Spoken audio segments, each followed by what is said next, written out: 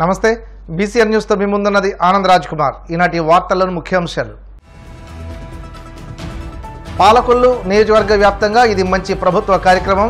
Mobile ఫోన్లో ప్రజలకు మంత్రి నిమ్మల రామానాయుడు సందేశం.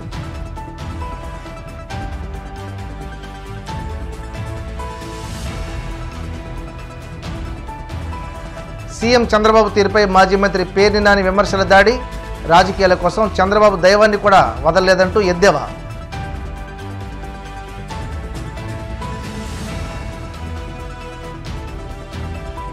తిరుమల ప్రతిష్టను సీఎం చంద్రబాబు మంటగలిపారన్న మాజీ మంత్రి కొడాలి నాని. భగవంతుడిని రాజకీయాల్లోకి లాగడం సరికాదంటూ ఆగ్రహం.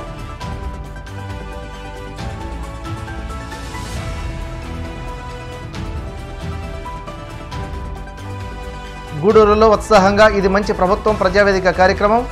ముఖ్య అతిథిగా హాజరైన గూడూరు ఎమ్మెల్యే సునీల్ కుమార్. రాష్ట్రాన్ని జగన్ అప్పుల ఊబిలో నిలిపారని మంత్రి నిమ్మల రామానాయుడు ఆరోపించారు. వాటిని అధిగమించి 100 రోజుల పాలనలో ప్రజలకు ఇబ్బందులు లేకుండా సంక్షేమ పథకాలు అమలు చేస్తున్న ఘనత ముఖ్యమంత్రి చంద్రబాబుకే దక్కిందన్నారు. పశ్చిమ గోదావరి జిల్లా పాలకొల్లు మండలం శివదేవుని చిక్కాలలో టీడీపీ కూటమి నాయకులు ఇది మంచి ప్రభుత్వ కార్యక్రమం నిర్వహించారు. ఈ కార్యక్రమంలో మంత్రి నిమ్మల మొబైల్ ఫోన్లో ప్రజలకు సందేశం ఇచ్చారు. ఈ కార్యక్రమంలో కోడి విజయ భాస్కర్, పాముల రజని, ఉన్నమట్ల ఖఫర్ది, జనసేన బీజేపీ నాయకులు పాల్గొన్నారు. గత ప్రభుత్వం మంచి ప్రభుత్వం అని ఎందుకు చెప్పుకోలేకపోయాం? గత 5 సంవత్సరాల్లో జరిగినటువంటి అభివృద్ధి ఏంటి, ఇప్పుడు జరిగినటువంటి అభివృద్ధి ఏంటి, గత ప్రభుత్వానికి మన ప్రభుత్వానికి తేడా ఏంటనే దానికోసం మనం ఈ 100 రోజుల కార్యక్రమం పెట్టుకోవడం జరిగింది. మనందరికీ తెలుసు, గతంలో 2019లో జగన్మోహన్ రెడ్డి గారు అధికారంలోకి వచ్చిన తర్వాత మొట్టమొదటిగా చేసినటువంటి మంచి పని ప్రజావేదిక కూల్చేయటం. వాస్తవ కథ చోదరులా చెప్పండి. ఆయన ఎక్కిన తర్వాత ప్రజావేదిక కూల్చినటువంటి నిజమైన నాయకుడు జగన్మోహన్ రెడ్డి గారు. మరి ఆ రోజు చూసినట్లయితే చంద్రబాబు నాయుడు గారు ప్రజల కోసం ప్రజావేదిక కట్టిస్తే ఈ నెగ్గిన వెంటనే ప్రజావేదిక కూల్చినటువంటి మాజీ ముఖ్యమంత్రి వర్యులు జగన్మోహన్ రెడ్డి గారు. మరి ఏ ప్రభుత్వం అయినా, వైసీపీ ప్రభుత్వం అయినా, తెలుగుదేశం ప్రభుత్వం అయినా, ఏ ప్రభుత్వం అయినా ప్రజాదరణ అంటే ఎవరిదైనా ఒకటే. ఆ ప్రజావేదిక అనేది నీకు నచ్చకపోతే కనుక, తెలుగుదేశం ప్రభుత్వం కట్టిందనుకుంటే కనుక ఆ పేరు మార్చుకుని నీ పేరు పెట్టుకోవటం కానీ, నీ తండ్రి పేరు పెట్టుకోవటం కానీ చేయాలి. అంటే ప్రజాదానాన్ని దుర్వినియోగం చేసే ప్రభుత్వం వైసీపీ ప్రభుత్వం, ప్రజాదానాన్ని మరి అభివృద్ధి చేసే ప్రభుత్వం తెలుగుదేశం ప్రభుత్వం నిదర్శనానికి మరి అదొక నిదర్శనం. రాజకీయాల కోసం చంద్రబాబు దైవాన్ని కూడా వదలలేదని మాజీ మంత్రి పేర్ని నాని అన్నారు. పార్టీ నేతలు కొడాలి నాని, వల్లభనేని వంశీతో కలిసి తాడేపల్లిలోని వైసీపీ ప్రధాన కార్యాలయంలో బుధవారం పేర్ని నాని మీడియాతో మాట్లాడారు. తిరుమలలో నెయ్యిని వెనక్కి పంపామని టీటీడీ ఈవో శ్యామలరావు చెబుతుంటే చంద్రబాబు, లోకేష్లు మాత్రం అబద్ధాలు చెప్తున్నారన్నారు. లడ్డూ ప్రసాదంపై చంద్రబాబు తప్పుడు ప్రచారం చేస్తున్నారని, తన కుట్ర రాజకీయాల కోసం కోట్ల మంది భక్తుల మనోభావాలను దెబ్బతీశారన్నారు. ఈ కూటమి పాపాన్ని ప్రక్షాళన చేయాలని వైసీపీ భావించిందని, వారి పాపాలను క్షమించి వదిలేయమని రాష్ట్ర వ్యాప్తంగా ప్రత్యేక పూజలు చేయాలని వైసీపీ శ్రేణులకు పిలుపునిచ్చినట్లు తెలిపారు. జగన్ ప్రభుత్వం కంటే తక్కువ ధరకే చంద్రబాబు హయాంలో కొనుగోలు చేశారని, హెరిటేజ్లో ఆవు నెయ్యి 400కే ఎలా ఇస్తున్నారంటూ పేర్ని నాని ప్రశ్నించారు. తిరుమల తిరుపతి శ్రీ వెంకటేశ్వర స్వామి వారి ప్రసాదమైనటువంటి లడ్డూ తయారీలో ఉపయోగించేటువంటి ఆవు నెయ్యిలో జంతువుల యొక్క కొవ్వు కలిసిందని, అటువంటి జంతువుల యొక్క కొవ్వు అవశేషాలున్నటువంటి నేతితో తయారు చేసిన ప్రసాదాలను భక్తులకు పంచేశారని చెప్పని తప్పుడు ప్రచారం ద్వారా రాజకీయ లబ్ధి కోసం సాక్షాత్తు కలియుగ దైవమైనటువంటి శ్రీ వెంకటేశ్వర స్వామి వారి ఆలయ మహత్యాన్ని, తిరుమల తిరుపతి దేవస్థాన పవిత్రతను, తిరుమల తిరుపతి వెంకటేశ్వర స్వామి వారి నైవేద్యమైనటువంటి లడ్డూ ప్రసాదాన్ని కూడా దుర్మార్గంగా రాజకీయాలకి వాడుకుంటూ ఒక పవిత్ర దేవాలయాన్ని, ప్రపంచవ్యాప్తంగా ఉన్నటువంటి హైందవ ప్రజల యొక్క ఆరాధ్య దైవమైనటువంటి వెంకటేశ్వర స్వామి వారిని కూడా రాజకీయాల్లో భక్తుల మనోభావాల్ని దెబ్బతీసే స్థాయిలో ముఖ్యమంత్రి హోదాలో ఉన్నటువంటి ఒక బాధ్యతాయుతమైనటువంటి పదవిలో కూర్చున్నటువంటి నారా చంద్రబాబు నాయుడు గారు, తిరుమల తిరుపతి ఎగ్జిక్యూటివ్ ఆఫీసర్ గారైన శ్యామలరావు గారు నెయ్యిలో లోపాలున్నటువంటి నెయ్యిని వెనక్కి తిప్పి పంపాము, మేము దాన్ని వాడలేదు, స్వీకరించలేదు అని, ప్రసాదానికి దాన్ని వాడకుండానే వెనక్కి తిప్పి పంపించాము అని చెప్పని, అలాగే తిరుపతిలో ల్యాబ్ ఉంది, ల్యాబ్లో మేము పరీక్ష చేసి అటువంటి నెయ్యిని వెనక్కి పంపించాము, వాడలేదని చెప్పని ఈవో చెప్తున్నప్పటికీ కూడా దుర్మార్గంగా నారా చంద్రబాబు నాయుడు గారు దీంట్లో జంతువు కొవ్వు కలిసిందని, వారి కుమారుడైన నారా లోకేష్ నాయుడు గారు మరొక అబద్దాలాడటంలో, అసత్యం ఆడటంలో మరొక 10 అడుగులు ముందుకేసి పంది కొవ్వు కలిసిందని చెప్పని ప్రసాదంలో నారా లోకేష్ మాట్లాడుతూ, వెనకటికి పెద్దలు చెప్పిన సామెతగా దున్నపోతు ఈనిందేనే ఎవడో చెప్తే దూడను కట్టేయమని చెప్పని ఇంకొకటి దూడను కట్టేయడానికి పరిగెత్తిన చందాన ఈ తండ్రి కొడుకుల యొక్క దుర్మార్గపు మాటలని, దున్నపోతు ఈంతే దూడ కట్టేయడానికి ఎవడో పరిగెత్తినట్టుగా పవన్ కళ్యాణ్ గారు దాన్ని భుజానేసుకుని ఆ మాటను ప్రచారం చేయటం, వీళ్ళందరూ కలిసి ఉమ్మడిగా కూటమిగా చేసినటువంటి ఈ కూటమి పాపాన్ని ప్రక్షాళన చేసేదానికి సెప్టెంబర్ మాసం 28వ తారీఖున, అంటే ఈ నెల 28వ తారీఖున శనివారం తిరుమల వెంకటేశ్వర స్వామి వారి యొక్క పవిత్రతని వీళ్ళ ముగ్గురు కలిసి, కూటమంతా కలిసి అపవిత్రం చేసినటువంటి దౌర్భాగ్య పరిస్థితుల నుంచి వాళ్ళ పాపాలని క్షమించి వదిలేయమని, దానికి పరిహారం కోసం జగన్మోహన్ రెడ్డి గారి యొక్క పిలుపు మేరకు ఈ శనివారం 28వ తారీఖున ప్రతి నియోజకవర్గంలో కూడా వివిధ దేవాలయాల్లో భక్తులు గాని, ప్రజలు గాని, అలాగే వైఎస్ఆర్ కాంగ్రెస్ పార్టీ కార్యకర్తలు గాని ప్రతి ఒక్కరు కూడా కూటమిగా వీళ్లు ఏర్పడి స్వామివారి పవిత్రతని ఈ రకంగా కిరాతకంగా పాపానికి ఒడిగట్టిన దాన్ని పరిహారం కోసం ప్రత్యేకమైన పూజలు నిర్వహించమని చెప్పని అందరినీ కూడా వైఎస్ఆర్ కాంగ్రెస్ పార్టీ తరఫున కోరుకుంటున్నాం. తిరుమల ప్రతిష్ట మంటగలిసేలా ఆలయాన్ని చంద్రబాబు రాజకీయాల్లోకి లాగారని, బాబును ఆ దేవుడు కూడా క్షమించడని మాజీ మంత్రి కొడాలి నాని అన్నారు. చంద్రబాబు హయాంలో కూడా నాణ్యత లేని నెయ్యి ట్యాంకర్లు వెనక్కి వెళ్లాయని, తమ హయాంలో కూడా అదే విషయం జరిగిందన్నారు. గతంలో కొన్ని వందల సార్లు ఇలాగే నెయ్యిని వెనక్కి పంపినట్లు తెలిపారు. కానీ ఇప్పుడు రాజకీయాల కోసం చంద్రబాబు ఇదంతా చేస్తున్నారని మండిపడ్డారు. జగన్మోహన్ రెడ్డిని ఇబ్బంది పెట్టాలనే ఉద్దేశంతో చంద్రబాబు తిరుమలను రాజకీయాల్లోకి తీసుకొచ్చారన్నారు. వెంకటేశ్వర స్వామితో రాజకీయాలు చేస్తున్నారని, జగన్ ఎదుర్కోవాలంటే నేరుగా రావాలంటూ చంద్రబాబుకు కొడాలి నాని స్పష్టం చేశారు.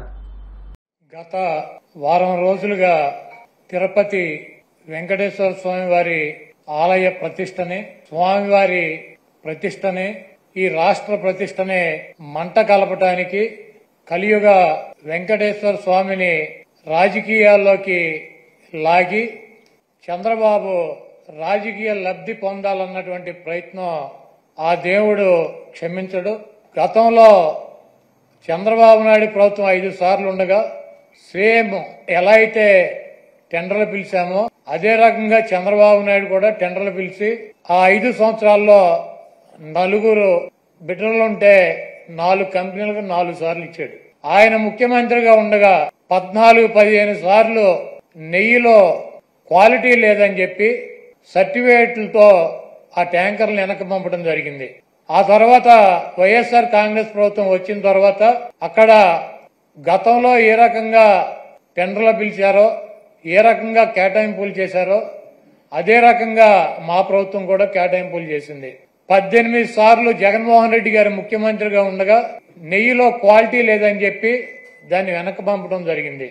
ప్రతి వెహికల్ ని తిరుమల తిరుపతి దేవస్థానానికి వచ్చేటువంటి ప్రతి దాన్ని కూడా ఇన్స్పెక్షన్ చేసి దాంట్లో లోపాలుంటే దాన్ని వెనక్కి పంపించి అది వాళ్ళకి కావలసినట్టు ఉంటేనే అక్కడ దించుకునేటువంటి పరిస్థితి ఉంటుంది.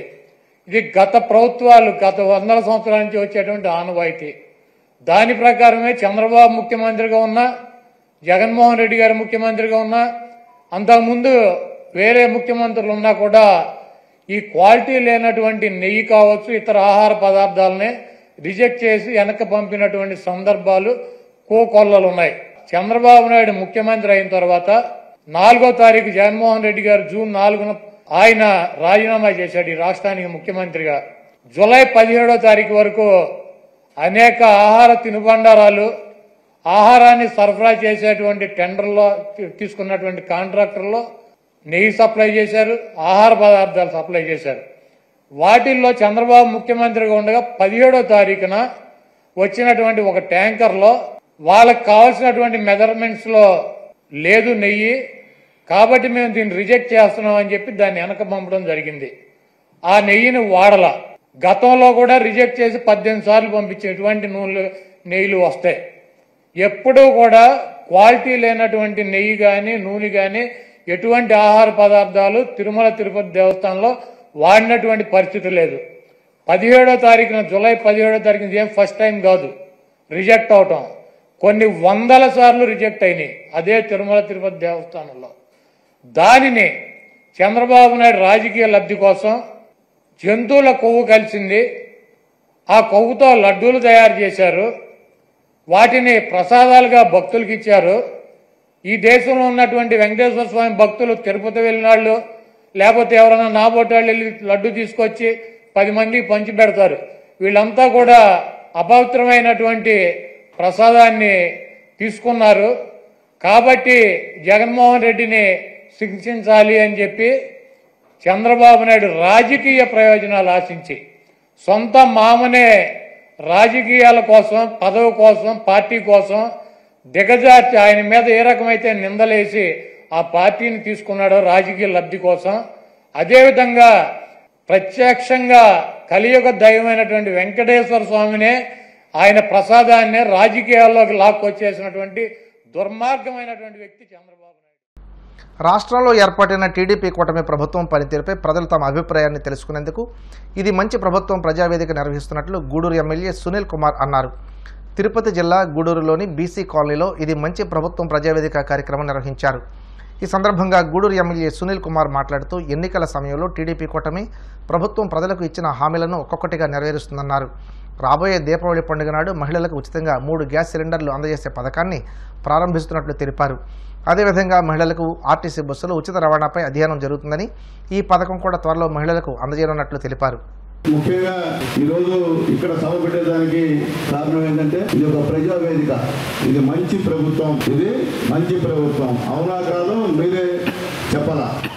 5 సంవత్సరాలు మీరు వైఎస్ఆర్సీపీ గవర్నమెంట్లో అందరూ పనిచేశారు, ఉద్యోగస్తులు కూడా ఎక్కడ అందరూ కూడా ప్రజలంతా తెలుసు. ముఖ్యంగా మీ బీసీ కాలనీ కానీ ఎస్ఆర్ ట్యాంక్ ఏరియాలు కానీ గతంలో లైట్లు ఉన్నాయా? 5 సంవత్సరాలు దిక్కుమొక్కుందా? ఎవడప్పుడు వచ్చి లైట్ వేసే పరిస్థితి ఉందా? ఆ రోజు ప్రతిపక్షం కూడా మా శ్రీదేవి, మా సుబ్బమ్మ, మా పరమేశ్వరయ్య, అలాగే ఇటువంటి స్థానిక నాయకులు ఇక్కడ ఈ రోజు మేము గెలిచిన 100 రోజుల్లో మొత్తం లైట్లన్నీ కూడా పక్కా గెలిచాం, ఈ స్లమ్స్ అన్నింటి కూడా. అట్లాగే తల్లి ఈరోజు పింఛను 1వ తేదీ కల్లా చంద్రబాబు నాయుడు గారు మీకు అందరికీ ఇస్తున్నాడు. చెప్పిన విధంగా 1000 రూపాయలు పెంచాడు. గెలిచిన మొదటి నెలలోనే 7,000 రూపాయలు ఇంటింటికి, అంటే వాలంటీర్ లేకపోతే ఈ జరగదు, ఇది సక్సెస్ కాదని చెప్పి ప్రచారం చేశారు వైఎస్ఆర్సీపీ నాయకులు. కానీ వాలంటీర్లు లేకుండా సచివాలయ సిబ్బంది సహాయ సహకారాలతో, పొదుపు లక్ష్మి మహిళల సహాయ సహకారాలతో, అలాగే వేదికమైనటువంటి రాజకీయ నాయకుల సహాయ సహకారాలతో, మున్సిపాలిటీ అధికారుల సహాయ సహకారాలతో 1వ తేదీ కల్లా మీకు పెన్షన్ ఇచ్చే కార్యక్రమాన్ని చంద్రబాబు నాయుడు గారు చేశారా లేదని అడుగుతున్నా. మనం ఈ గూడూరులో రాష్ట్రంలో అన్ని కార్యక్రమాలు చెప్పారు. రాష్ట్రంలో చంద్రబాబు నాయుడు గారు, పవన్ కళ్యాణ్ గారి నాయకత్వంలో, అలాగే పెద్దలు మోడీ గారి ఆశీర్వాదంతో ఈ యొక్క ఎన్డీఏ కూటమి ఈరోజు కూడా బ్రహ్మాండంగా పరిపాలిస్తుంది. మేము దాదాపు 67 లక్షలు 70 లక్షలు పెట్టి ఈ పురపాలక సంఘంలో మంత్రి నారాయణ గారి సహాయ సహకారాలతో మొట్టమొదటి సిల్లు తీయించాం. తర్వాత నీటిపైన కేంద్రీకరించాం. పెద్దలు కిరణ్ గారు, కమిషనర్ గారు కూర్చొని నీళ్లు ఏ విధంగా ఇవ్వాలి ఎవరో చెప్పా. ముందు టిట్కో ఇళ్ళకి నీళ్లు ఇవ్వాలి. మన గవర్నమెంట్లో టిట్కో ఇళ్ళు వచ్చాము, అక్కడ నీళ్లు లేవు, దారుణంగా ఉందని పరిస్థితి. అంటే అప్పటికప్పుడు కూర్చొని టిట్కో ఇళ్ళకి నీళ్లు ఏర్పాటు చేసినటువంటి కిరణ్కి, కమిషనర్ గారికి నేను మనస్ఫూర్తిగా మొత్తం తెలియజేస్తున్నా. నీళ్ళు ఇవ్వలేకపోయారు, కానీ వీళ్ళిద్దరూ ఇచ్చారని చెప్పి నేను తెలియజేస్తున్నా. అట్లాగే విఘ్నేశ్వరపురం వాటర్ ట్యాంక్ కూడా నీళ్లు అందే పరిస్థితి లేదు. మేము వచ్చిన తర్వాత మల్లితోటలో బోర్లేసి విఘ్నేశ్వరపురం వాటర్ ట్యాంక్ కూడా నీళ్ళు ఇచ్చిన పరిస్థితి ఈ యొక్క మున్సిపల్ సిబ్బంది అని చెప్పి నేను తెలియజేస్తున్నా. అట్లాగే మీకు తెలుసు, ఇళ్ళు జగనన్న కాలనీ పెళ్లి చేసుకుంటే భర్త బయట, భార్య లోపల, ఈ విధంగా ఇల్లు జగన్ ఇల్లు, ఆ ఇల్లు ఇచ్చి ఇది జగనన్న కాలనీ అని చెప్పి ఇంతవరకు ఇప్పుడు కాసేపు ప్రకటనలు.